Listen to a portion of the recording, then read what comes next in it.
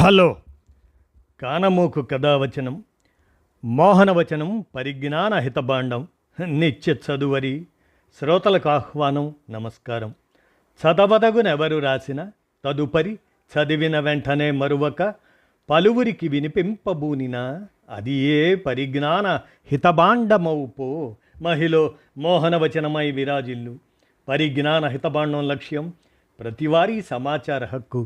ఆస్ఫూర్తితోనే ఇప్పుడు ప్రపంచ చరిత్ర అనే అంశంగా రెండవ ప్రపంచ యుద్ధంలో 2,70,00,000 రష్యన్లు ప్రాణత్యాగం అనేటువంటి అంశాన్ని చారిత్రక విశ్లేషణాంశంగా ప్రభాత్ పట్నాయక్ అందచేయగా మన కానమోకు కథావచనం శ్రోతలకు మీ కానమోకు స్వరంలో వినిపిస్తాను, వినండి.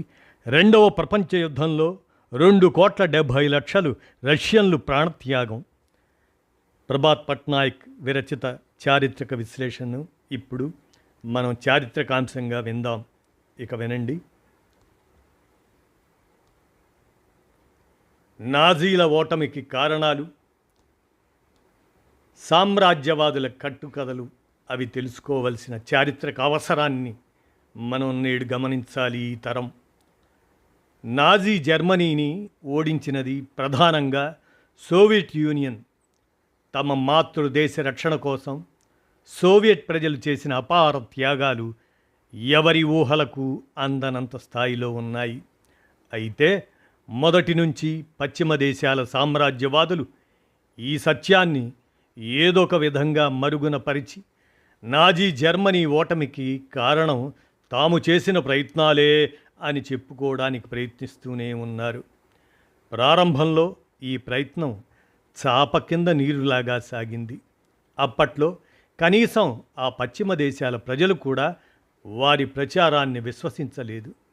ఇక ఆ పశ్చిమ దేశాల మేధావులైతే ప్రత్యక్షంగా ఆ యుద్ధాన్ని చూసిన వారు గనుక అది ఎలా పరిణమించిందో తెలుసు గనుక ఆ తప్పుడు ప్రచారం వారి వద్ద చెల్లలేదు. నేను వ్యక్తిగతంగా పొందిన అనుభవాన్ని మీతో పంచుకుంటున్నాను అంటూ Prabhat Patnaik professor Joan Robinson, ప్రఖ్యాత వామపక్ష కినీషియన్ ఆర్థికవేత్త, పలు కేంబ్రిడ్జ్ సెమినార్లలో ఆమెతో పాటు పాల్గొన్నారు ఈ ప్రభాత్ పట్నాయక్.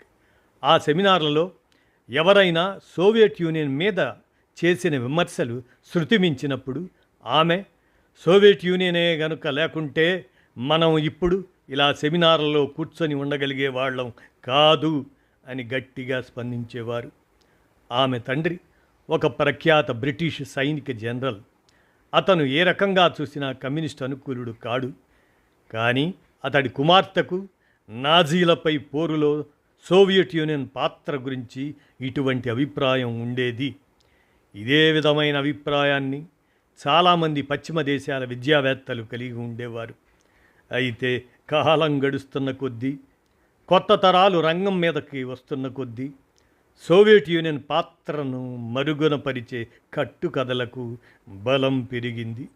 ఈ కొత్త తరాల వారు ఆ యుద్ధాన్ని ప్రత్యక్షంగా చూసినదీ లేదు, దాని గురించిన విషయ పరిజ్ఞానం అంతకన్నా లేదు. అందుకే ఈ కట్టుకథల ప్రభావం పెరుగుతూ వచ్చింది. ఈ విధంగా సత్యాన్ని మరుగుపరిచే విషయంలో హాలీవుడ్ కూడా తెలుసో తెలియకో తన వంతు పాత్ర పోషించింది. హాలీవుడ్లో నిర్మించిన పలు block buster the longest day, the guns of Navarone, అలాగనే మొదలు సేవింగ్ ప్రైవేట్ రియాజ్ అనే వరకు పశ్చిమ సామ్రాజ్యవాద దేశాలు నాజీలకు వ్యతిరేకంగా ఎలా గొప్పగా పోరాడారో, ఏ విధంగా నాజీలను ఓడించారో ఆ చిత్రాల్లో చూపించారు. ఈ చిత్రాలు పశ్చిమ దేశాల ప్రేక్షకుల కోసం ప్రధానంగా ఉద్దేశించబడ్డాయి. అందుకే ఆ చిత్రాల మౌలిక కథనాలు ఆ విధంగా ఉన్నాయి. కానీ రెండవ ప్రపంచ యుద్ధం ప్రధానంగా నాజీ జర్మనీకి పశ్చిమ సామ్రాజ్యవాద దేశాలకు నడుమ జరిగినట్లు, నాజీలను దాని మిత్రులను పశ్చిమ దేశాలు ఓడించినట్లు జరుగుతున్న తప్పుడు ప్రచారానికి ఆ చిత్రాలు బలాన్ని చేకూర్చాయి. ఆ యుద్ధంలో బ్రిటన్ సుమారు 5 లక్షల మంది ప్రజలు ప్రాణాలను కోల్పోయింది. వారిలో సైనికులు, పౌరులు కూడా ఉన్నారు. అమెరికా అంతకన్నా తక్కువ సంఖ్యలోనే ప్రాణ నష్టాన్ని చవిచూసింది. దీనిని సోవియట్ యూనియన్తో పోల్చి చూడండి. ఆ దేశం సోవియట్ యూనియన్ 2,70,00,000 మంది ప్రజల ప్రాణాలను కోల్పోయింది. కానీ ఈ వాస్తవం పాశ్చాత్య దేశాల ప్రజల జ్ఞాపకాల్లో ఎక్కడా మిగల్లేదు. వాస్తవానికి యుద్ధంలో ఎంతెంతమంది ప్రాణాలను త్యాగం చేశారన్నది ప్రధానం కాదు. ఆ సంఖ్య ఎంత తక్కువైనా వారి త్యాగాలను గౌరవించాల్సిందే. కానీ పాశ్చాత్య దేశాల ప్రజానీకం జ్ఞాపకాల్లో సోవియట్ ప్రజల అపార త్యాగాలకు ఏ స్థానము లేకపోవటం మాత్రం చాలా అన్యాయం. పశ్చిమ దేశాలు ఆ యుద్ధం ముగిసిన తరువాత మొదలుపెట్టిన ప్రచ్ఛన్న యుద్ధ వ్యూహానికి ఇది చాలా ఉపయోగపడింది. సోవియట్ యూనియన్ త్యాగాలను మరుగునపరచడంతో పాటు సామ్రాజ్యవాద దేశాలు మరొక దుర్మార్గమైన ప్రచారానికి తెరతీశారు. సోవియట్ యూనియన్ విస్తరణ కాంక్షతో ఉందని, పశ్చిమ యూరప్ను ఆక్రమించుకోవడానికి పథకాలు పన్నుతుందని వారు ప్రచారం మొదలుపెట్టారు. అప్పుడే ముగిసిన యుద్ధంలో ఏకంగా 2,70,00,000 మందిని పోగొట్టుకొని భారీ స్థాయిలో వినాశనాన్ని చవిచూసిన సోవియట్ యూనియన్ అంత త్వరలో ఏ విధంగా విస్తరణకు పూనుకుంటుంది? ఈ ఇంగిత జ్ఞానం కూడా పశ్చిమ దేశాల ప్రచారకులకు లేదు. విన్స్టన్ చర్చిల్ వంటి పక్కా సామ్రాజ్యవాది ఆయన నాయకత్వంలో సోవియట్ వ్యతిరేక ప్రచారానికి పూనుకున్నాడు. యూరప్కు సోవియట్ నుండి ప్రమాదం పొంచి ఉంది అని పాట ఎత్తుకున్నాడు.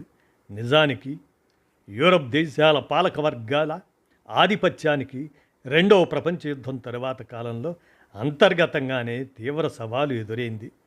దాన్ని తిప్పికొట్టడానికి ఆ పాలక వర్గాలు ప్రజలకు పలు రాయితీలను ఇవ్వవలసి వచ్చింది. అటువంటి రాయితీలలో సంక్షేమ రాజ్యం అనేది ఒకటి. దేశీయంగా సంక్షేమ రాజ్యాన్ని ఏర్పరచడంతో పాటు తమ ఆధీనంలో ఉన్న వలసలకు స్వతంత్రాన్ని ఇవ్వటం రెండవది. ఈ రెండవ చర్యకు చర్చిల్ పూర్తి వ్యతిరేకి. వాస్తవానికి యాల్డాలో, పోట్స్డామ్ సమావేశాల్లో కుదిరిన అవగాహనకు సోవియట్ యూనియన్ పూర్తిగా కట్టుబడి వ్యవహరించింది. ఫాసిస్టు కూటమికి వ్యతిరేకంగా పోరాడుతున్న శక్తులు ఈ 2 సమావేశాల్లో పాల్గొన్నాయి. వాస్తవానికి గ్రీసులో విప్లవం ఆ కాలంలో తలెత్తినప్పుడు దానికి సహాయంగా నిలబడ్డానికి సోవియట్ యూనియన్ ముందుకు రాలేదు. ఆ కారణంగా గ్రీక్ విప్లవం ఓటమి పాలైంది. అయినా సరే సామ్రాజ్యవాదులు మాత్రం సోవియట్ యూనియన్ను ఒక భూతంగా చిత్రించడం మాత్రం మానుకోలేదు. ఆ ప్రచారం ద్వారా పశ్చిమ దేశాల పాలక వర్గాలు తమ ఆధిపత్యానికి ఎదురవుతున్న సవాలును తట్టుకోవడానికి ప్రయత్నించారు. బ్రిటిష్ వలసగా భారతదేశం ఉన్నప్పుడు ఇక్కడి ప్రజల నుండి బలవంతంగా చేయించిన త్యాగాలు పశ్చిమ దేశాలు అన్నీ కలిసి రెండో ప్రపంచ యుద్ధంలో చేసిన త్యాగాల కన్నా చాలా ఎక్కువ అన్నది చాలామంది గుర్తించరు. ఆ యుద్ధంలో తూర్పు రంగాన బ్రిటన్ జపాన్తో తలపడవలసి వచ్చింది. అందుకయ్యే ఖర్చులో అత్యధిక భాగాన్ని అప్పటి భారతదేశం లోటు బడ్జెట్ ద్వారా భరించింది.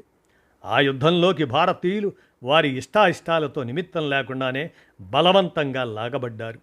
భారతదేశం నుండి యుద్ధ ఖర్చుల నిమిత్తం బ్రిటన్ బలవంతంగా రుణాలు తీసుకుంది. ఆ రుణాలను న్యాయంగా ఇండియాకు తిరిగి చెల్లించాల్సి ఉంది. కానీ యుద్ధం ముగిసిన చాలా కాలం వరకు ఆ రుణాన్ని తిరిగి చెల్లించలేదు. బడ్జెట్లో ఏర్పడిన లోటుకు కారణంగా నిత్యావసర సరుకుల ధరలు విపరీతంగా పెరిగిపోయాయి. గ్రామీణ ప్రాంతాల్లో అప్పుడు ఎటువంటి రేషనింగ్ విధానమూ లేదు. దాంతో బెంగాల్ గ్రామీణ ప్రాంతాల్లో విపరీతమైన కరువు ఏర్పడింది. ఆ కరువుకు 30 లక్షల మంది బలయ్యారు. అదే బ్రిటన్లో మొత్తం యుద్ధకాలం అంతటికి 5 లక్షల మంది మాత్రమే మరణించారు. ఇలా ధరల పెరుగుదల కారణంగా బ్రిటన్ ఇండియాకు తిరిగి చెల్లించాల్సిన రుణం విలువ బాగా పడిపోయింది. దానికి తోడు పౌండ్ విలువను 1949లో తగ్గించారు. రుణం పౌండ్ల లెక్కల్లో ఉన్నందున వాస్తవంగా ఇండియాకు దక్కినది అసలు రుణంలో కొద్ది భాగం మాత్రమే. యుద్ధంలో పాల్గొనడానికి ఏమాత్రమూ సంసిద్ధంగా కాకపోయినా బ్రిటన్ అనుసరించిన విధానం వలన 30 లక్షల మంది బెంగాలీ ప్రజలు ఆ యుద్ధానికి బలైపోయారు. ఇప్పుడు నాజీలను ఓడించడంలో సోవియట్ యూనియన్ పాత్రను కప్పిపుచ్చే ప్రయత్నం ట్రంప్ హయాంలో తారాస్థాయికి చేరింది. నిజానికి నాజీ జర్మనీని ఓడించినది ప్రధానంగా అమెరికాయేనని పచ్చి అబద్ధాలను అడ్డగోలుగా ట్రంప్ ప్రకటించేస్తున్నాడు. కొత్త తరం యువతకు ఆ యుద్ధానికి సంబంధించిన పూర్తి వాస్తవాలు తెలియకపోవచ్చు. కానీ 1946లో పుట్టిన ట్రంప్కు యుద్ధానంతర కాలపు జీవితంతో ప్రత్యక్ష అనుభవం ఉంది. అయినా ఇలా నిస్సిగ్గుగా పచ్చి అబద్ధాలను వాగటం ట్రంప్కే చెల్లింది. యుద్ధం ముగిసిన తర్వాత సామ్రాజ్యవాదులు మొదలుపెట్టిన తప్పుడు ప్రచారానికి ఇది కొనసాగింపే. ఈ ఏడాది నాజీ జర్మనీపై విజయం సాధించి 80 సంవత్సరాలు పూర్తయిన సందర్భంగా మాస్కోలో విజయోత్సవాలు నిర్వహించారు.